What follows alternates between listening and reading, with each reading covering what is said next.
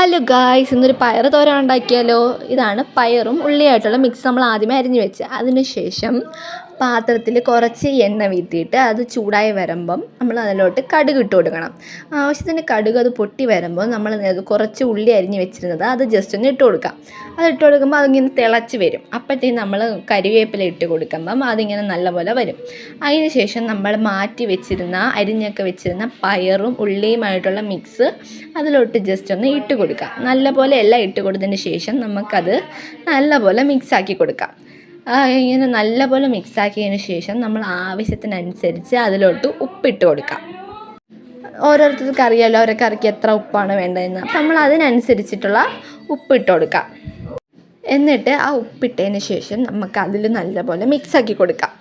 നല്ലപോലെ മിക്സാക്കിയ ശേഷം നമുക്കതിലോട്ട് കുറച്ച് വെള്ളം വീത്തി കൊടുക്കാം. വെള്ളം വീത്തി കൊടുക്കണ കാര്യമെന്ന് വെച്ചാൽ ഈ വെള്ളം അങ്ങ് വറ്റിപ്പോവും.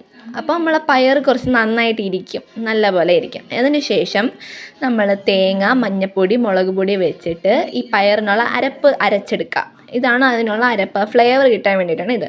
അത് അരച്ചെടുത്തിട്ട് അത് നമ്മൾ നേരത്തെ വെച്ചിരുന്ന പയർ നല്ലപോലെ ഇളക്കിയതിന് ശേഷം ഈ നമ്മൾ അരച്ച് വെച്ച ഈ അരപ്പ് അതിലോട്ട് മിക്സാക്കി കൊടുക്കാം. ഈ അരപ്പാണ് നമ്മൾ പയർ തോരന് ഉണ്ടാകുന്ന ഒരു ഫ്ലേവർ എന്ന് പറയുന്നത്. അപ്പം നമ്മൾ ഈ അരപ്പ് വെച്ച് വേണം ആ പയർ തോരൻ നല്ലപോലെ മിക്സാക്കി എടുക്കാൻ. അങ്ങനെ പയർ തോരൻ നമ്മൾ നല്ലപോലെ ഇത് മിക്സാക്കി കണ്ടില്ലേ, നേരത്തെ വീത്തിയ വെള്ളം അങ്ങ് വറ്റിപ്പോയി. ഇല്ലെങ്കിൽ നമ്മൾ പാനിൽ പയർ ഒരുമാതിരിയായി ഡ്രൈ ആയി പോയേനിരുന്നു. അതുകൊണ്ടാണ് ആ വെള്ളം വീത്തിയത്. അതിങ്ങനെ വെച്ചിട്ട് കുറച്ച് നേരം ഇളക്കിയിട്ട് പാൻ മാറ്റുമ്പോൾ നമ്മൾ പയർ തോരൻ റെഡി.